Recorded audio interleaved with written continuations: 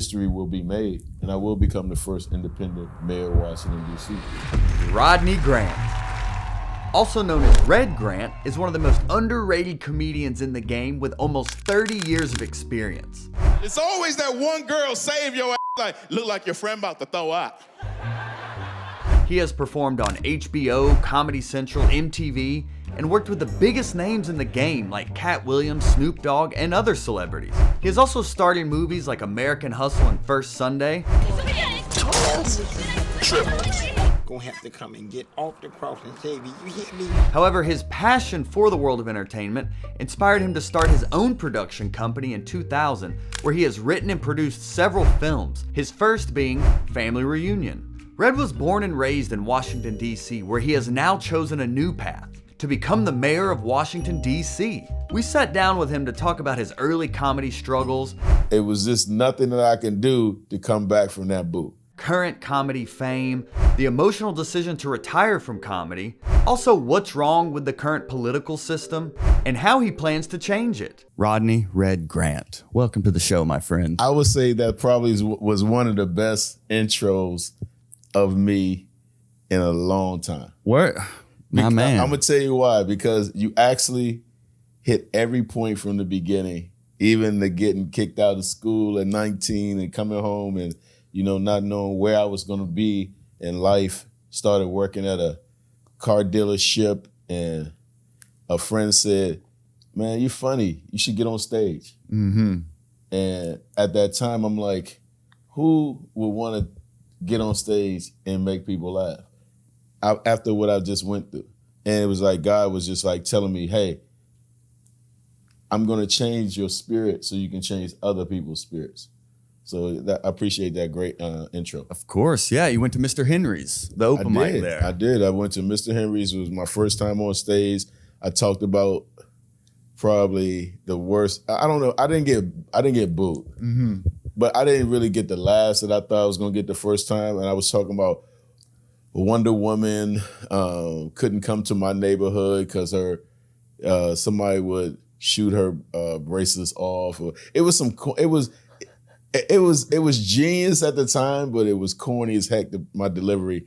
And when I got back in the car, my friend named Rob Pearson, who had actually told me to go on stage, he said, man, why you not talking about that stuff that we talk about in the house? I was like, what you mean? He said, you got to talk about your family. You got to talk about your experiences, the things you're going through. You can't be talking about Wonder Woman. And it snapped right there. I was like, let me talk about my moms. Let me talk about my kid.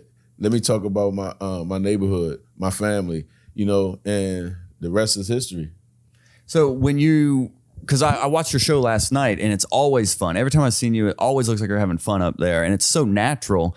But when you're like, all right, let me go from Wonder Woman to my personal stuff, do you like put pen to pad or have you always just been on stage just like? No, I'm a writer. Yeah. I'm a writer. I take like writing really serious.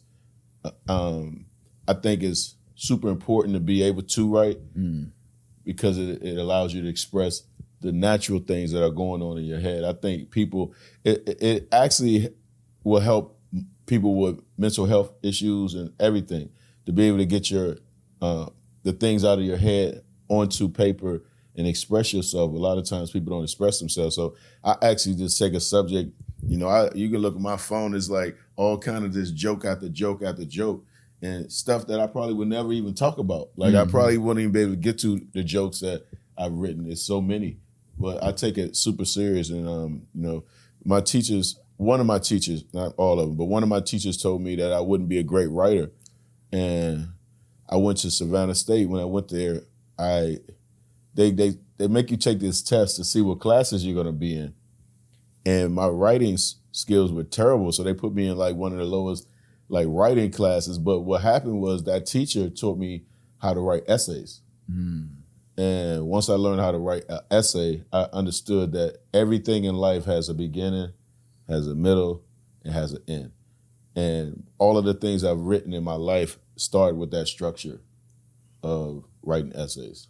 So if you have like a life experience or something about a family member, it's an experience you have. How do you then like work it to translate it to the stage? All right, so my daughter is 13, and I have another daughter that's 28, and another one that's 33 or something, around that age.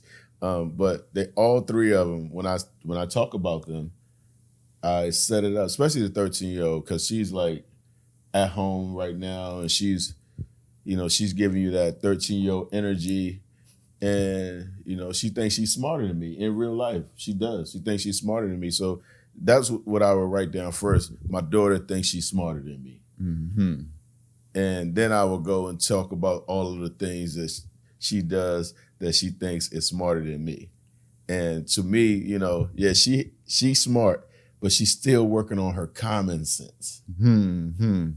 And as you grow and you learn more, you develop more common sense. So, as when you're a 13-year-old, your common sense is what you're dealing with. And she doesn't have any idea of what is in store that she's going to gain so much more common sense. So, I write from my wife. My wife always talks about, like, she never laughs at the jokes that I say. Mine neither. Yeah. I mean, she never, like, I set it up so sweet. I'm like, I got a new joke about you. And I set it up so sweet. And she's always like, okay, let me hear it. And when I say it, she's always like, mm-hmm. When she doesn't laugh, that's when I know it's going to be funny. Same with me, dude. I'm doing it. She didn't laugh. Yeah. So, yeah. So, I mean, I just go from that perspective, talking about my moms and my pops. You write it down and then take it to the stage and work it out from there. I'm a storyteller. Mm-hmm. Some comedians, they write like, okay, I'm punch. I'm punch. No, I'm like, I got to go, okay, we're going through this whole journey, this story. And we'll go through the story until it crescendos to an end. And then I'll go and I'll take it to another story. That's what I noticed watching you last night was, like, you can take a single topic. It could just be like like that topic of getting, like, feeling sick when you drink too much. Mm-hmm. And it was like 10 minutes and it was all these act outs and you're all over the stage. And even at one point you have, like, the mic in the stand and you're literally like it was like every single bit you had was like, it's like a single topic that you choreographed this entire world around. I'm just like, how? Yeah, that's that whole section is about friends. What type of friends do you have? Yeah. So when I was thinking of that joke, I was thinking of, like, what type of friends do people have? Are they good friends? Are they bad friends? And in life, we are able to educate people, through laughter. Like, and when I talk about people's friends, I'm really telling you, really got to be careful with friends you hang around, and you got to be careful with what you bring into your energy. And so when I go through that, it's like, I ask them, like, who came with their friends? That's the first thing I ask. And then, it's a light clap, and I say, no, I'm not talking about your fake friends. I'm talking about your real friends. Like, who came with your real friends? And you can see that second clap is like, yeah, I'm with my real friends. Yeah, big time. Even if they're not.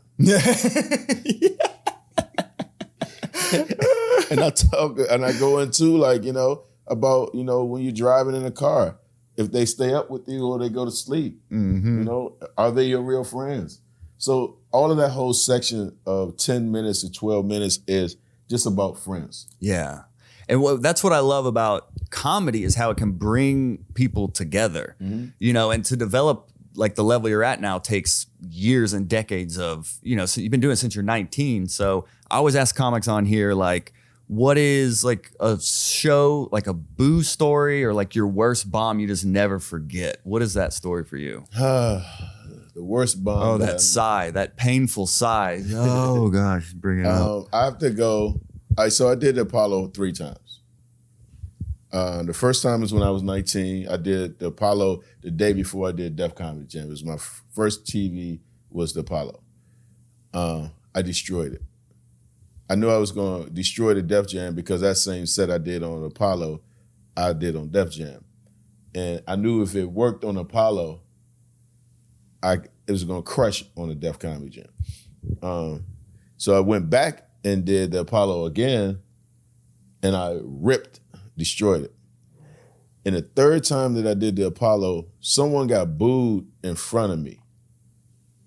And I think somebody like a Levert or something, that's how long ago, Levert was supposed to go up after the boo, right? So Steve Harvey comes to me, he's like, look, Red, dude just got booed. Levert's supposed to go on, but I'm gonna go ahead and put you on. And I'm like, all right, I wasn't even ready. I was about to go, I was ready for that Levert and then go on. So they put me on, and I go out and say the dumbest thing that you can ever say on the Apollo. I say, oh man, I see you guys booing people out here. Y'all can boo me. I don't care. Before I can get the I don't care out, the boo started. And I tried to fight the boo. I tried to come back from the boo. It was just nothing that I can do to come back from that boo. And I didn't get a joke out.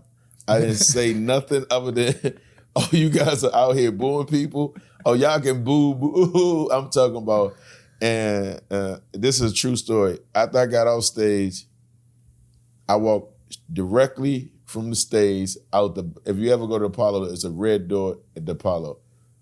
I walked straight out that red door, and I walked 110 blocks. I walked from 125th Street down to 15th West, down to 15th Street, down to Lower Manhattan. It took that long for me to get it out. It's like I had to walk away so far from the boo. To walk away from the wreckage, from the crime scene. So that was the worst set the worst boo I've ever had. I haven't had too many boos in my life, but asking somebody to boo me was the worst thing. And I tell young comics, never ask people to boo you. That's the worst thing you could ever do. Yeah, we all go through that, though. I came up here in Atlanta where they shut the lights off on me before. Like, I've gotten it all, too. We all go through those, so that's why I always ask. But it builds character, though. For sure. It builds character. I think that I wouldn't be the person that I am today if I didn't learn that lesson that night. Yeah, yeah. Like, you never ask people to do things to you because they might do it. Like people are like, you could kill me. I'm like, nah.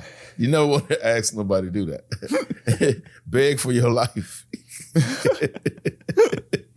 But comedy is that powerful. It can evoke those emotions, No, it can. And to see what you're doing now with running for mayor, I think it's so important because this is like comedy education and telling comedian stories. But for you to take the comedy skill set of connecting with people, and you're running as an independent as well, which is, you just like want everyone, which as a comedian, it's like, you have to learn how to entertain everyone. Like if I can do jokes in front of all white audiences that don't work in front of all black audiences or vice versa, then I just get rid of the joke. And your comedy is funny to everyone. So the fact you're able to start translating that into actually making an impact beyond just telling jokes is very inspiring for a comedian like me, 12 years in the game, of like, well, man, what else is possible in this game, and what kind of impact can we make? You've been doing this. You've always helped the youth, and you've always been a part of the community and stuff. But to now seeing you do it, running for mayor of DC, it's like, it's really inspiring as a comedian to be like, wow, we can be doing so much more. I think that we as comedians have always been in the political game. I think that we write policies every day. The subjects that we talk about, the emotions that we bring to a stage is policy. I was talking to someone in my team the other day. I said, before I knew what policy was, I was doing policy. And now that I know what policy is, it's really a problem that's happening and a solution to solve that problem. Right? So you're trying to create things that have problems or that cause problems in our community to bring on solutions, right? So when I got the calling to run for mayor 3.5 years ago, I asked God, I was like, run for mayor. Okay, how am I gonna translate this and really have people understand? And he said, look, you've been a humanitarian all your life. You've been a philanthropist all your life. You've been a community activist. You've been a person who has held DC down, and I feel like I have DC on my back since I was born with a redskin blanket on my back. I feel like I've been repping this city. So when it comes to being able to make that pivot, people like, was it hard? I'm like, it wasn't really. It's not hard for me to make pivots because I pivoted into comedy. I was playing football. I was, had a full scholarship. I played with Shannon Sharp, and we were all like, young men just pivoting. When I was a singer, when I was young, when my mom's put me in all these choirs, I pivoted into something else. So I never allow people to really box me into what I want to pivot into, especially when, you moving with the winds, I call it. You moving with, the God spirit. And I think that DC deserves someone like myself that represents the people in real life to come in and have a voice for them, and who can touch everybody, all people. When I decided to run independent, they was like, well, Reg, you're a Democrat. I'm like, yeah, I'm a Democrat, but I'm also independent. I'm independently, moving through this world, and I don't want anybody to just party line politic me. And I don't want anybody to try to control me, because so many people like ourselves, no matter if you're a Democrat, a Republican, state, or whatever, green, independent, you just independently thinking like, this is who I am. Mm-hmm. And I think sometimes we allow the government to control our movements. Like, we live in a free society, right? But we don't think freely sometimes. Yeah, and I think it's important as just thinking of like comedians, and there's people who do like political jokes and things like that and bring light to that. And even we've talked about like Katt Williams and material he's done that years later is still even more relevant than it was several years ago. It's like, what else do you think comedians can be doing to like either use our platform or really like take what you're doing and really start making like an actual impact, not just talking about it and whatnot, but like what can comedians do to even think beyond just like these jokes? Well, I don't really think that we're comedians. I don't think that. I think we're big public speakers. Like I really don't allow people to really put me in a comedy box, because for some reason people think that we're a joke. Like we make people laugh, so you feel like you can say, oh, he's a joke. Nah, I'm not no joke, and stop playing with me. Oh, you went back to DC right there. He's like, watch out, Slim. Watch out. Slim, stop playing with me. I mean, we work too hard to become too smart for you to put us in a box. Mm-hmm. So yeah, I'm a public speaker. I make people laugh for a living, and I think more people should laugh in life. Too many politicians are tight, and they feel like they have to be this way, but then they leave the camera and then they act a fool. Yeah, be yourself.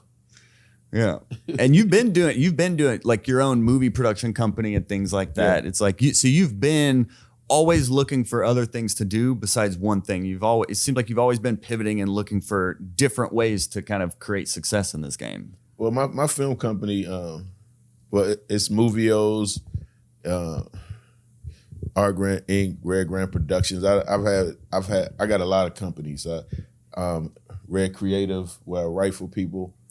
And I tell people that you can always expound your ability to grow, like expound as much as possible. Even with your show right here, this is a national show. This is not just a local show. It's national. It's actually international. Mm-hmm. But it's what you push, it's how you push it. It push your brand. My film company, I've been, when I wrote my first film, Family Reunion, and I shot it in D.C. and Virginia. I shot it in D.C. around my old neighborhood, and I shot it in Virginia on my grandmother's land. That was like the first time I said, okay, you can take thought to theater. You can take, if you have a idea, I want to make a movie called Family Reunion, the movie, let's start the script. Let's write it. And then when I was working for Viacom and producing television shows, over 25 shows for the Viacom network, and they was entrusting me to employ thousands of people and work with millions of dollars of budgets. And I knew then that God had a mission for me to be a creator. When I did the Flavor Flav when I wrote that with Flavor Flav, and it was just like, oh man, he put me in these positions. So I take every position that I've been put in super serious. And so when it comes to like running for mayor, I don't allow people to put me in that box. And my policies are something that should be taken super serious. And when we do our forums that's coming up, because they didn't think that it would come down to me and the current mayor. It was a lot of people, running for mayor in Washington, D.C., a lot of great people. But at the end of the day, I knew it was going to ultimately come down to me and her. And on November 8th, history will be made, and I will become the first independent mayor of Washington, D.C. I have no doubt. I'm inspired, man. Like, what do you think, if I could selfishly ask, like, this show has over 400 interviews with comedians, and we're really trying to spread that comedy game. But like, what do you think we could be doing more here? Like, is there any advice you have for us young guns out here? I think that you're doing it. I mean, 400 interviews. I mean, that in itself means that you're dedicated to pulling up on people and getting the people that you want. I mean, you reached out to me. That means you're a go-getter. That means that you can get anybody that you really put your mind to. And if they don't want to be on the show, hey, it's so many more talented people out there that God's gonna truly bless you to speak with. And somebody's gonna get something out of every interview you do. And that's the most important part. And I promise you'll have your own, this is your production company. This is, you got two great people working with you behind the camera. You have yourself, and it's set up properly, and you making the moves that you need to make to get the information to the people. And that's what counts. The algorithm is going to pick up to what the algorithms are. Yeah. And you'll believe me, this interview, you'll start trending more. Yeah. After this interview, you'll trend more. He sits down with the future mayor of Washington, D.C. before he was the mayor. And everybody will always look back at this interview. We in the W Hotel, and you went and said, they put me out of the lobby. I'm gonna go get a room, and and get this interview done. And that's what it's all about. Never letting them stop you in your tracks. Always fight through the wall. Yeah. So as we land this plane here, and thank you so much for your time. Land the plane is a great way to say it. So this has been a little bit of a ride, huh? This has been nice. I like it, man. I like this private jet where this PJ you got me. PJ. I don't mind. I like it. It's not like my Katt Williams PJs. We're on the come up. Yeah, okay. We're on the come up. Yeah, 3 chairs, we get it. No flight attendant, but we got it. Yeah, we're almost here. We on the way. Help on the way. Help on the way. He's on time. It's propellers, but So the thing I always end these interviews with is like your favorite comedy advice or the biggest comedy lesson or just like the biggest comedy takeaway you can like share from your career. The biggest takeaway. Always be humble.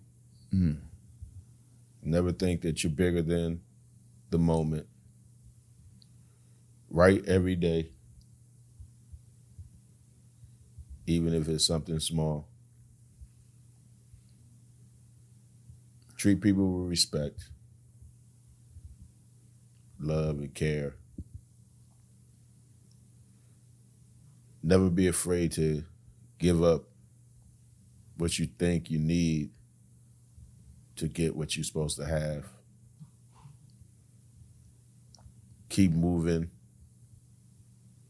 Cry sometimes.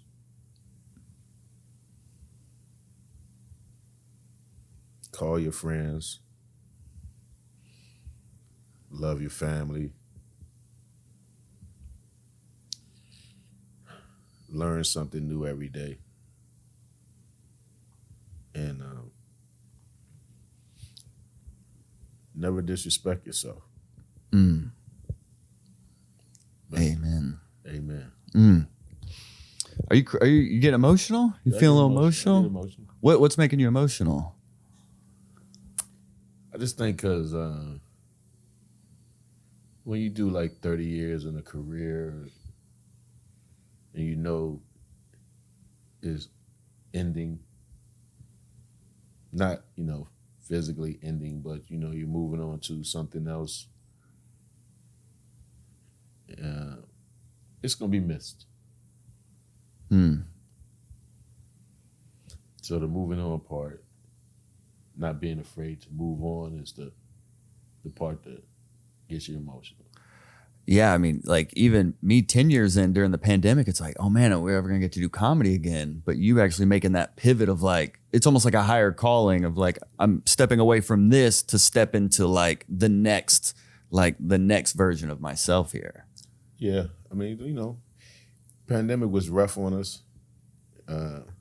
My wife always says, if you don't tell jokes or you don't get on stage for 2 weeks, you get real weird around the house. Me too. Yeah. So, stepping all the way away from it, I'm gonna have to have some type of outlet. I'm probably going to start boxing. I'm going to go to the gym every day. Next time you see me, I'll probably be busting out this suit. So, are you like retiring from? Is this like when you become mayor? Is it like I'm never doing comedy again? That's deep. You never can say never. And I talked to D.L. Hughley about this. He said, don't say, you're never going to tell jokes again. But I am stepping down from, my current situation to focus on my city, focus on, helping the community and, fighting for people. So where can people go and like donate or like vote or just where can people go to really support this movement? All right, what camera I'm going to? Yeah, that'll be the tight right there. All right, so make sure you go to grantformaddc.com. I'm pretty sure they're gonna put it up on the screen. But grantformaddc.com and hit the donate button, volunteer, just get involved with the movement. And anybody in DC area, just push it because this thing is trending right now. This is not just a local race. This is a national race that affects all of us. The policies that are happening in Washington, D.C. are happening around the country in every major city in the world. So make sure you do that and just, make sure you hit Red Grants on IG and you can just follow the whole movement. And shout out to my team, Team Red, and everybody who's been volunteering. We have over 400 something volunteers, and maybe 500 now. And we want to get to 1,000 before November 8th. So make sure you move with the movement and you don't have to be in DC to actually be a part of the movement. And always one thing, keep your party, but keep your thoughts independent. Thanks. Boom. And maybe while you're looking at the camera, could you say your name and why people should listen to Hot Breath? Just show a little love. Man, I appreciate that, man. All right, let's go. So this your boy Red Grant, and you gotta listen to Hot Breath. Hot Breath? Yeah. Okay, all right. It just sounds so funny saying Hot Breath. Hey, we're gonna take 2. This your boy Red Grant, and you gotta look and listen to Hot Breath because your breath don't want to be hot, and hot breath is always not good, but this one is great. This is the hottest breath that you like in your life. Take it all in. Hot breath. Well, Red Grant, thanks for being on Hot Breath, my man. Thank you, bro. I appreciate you.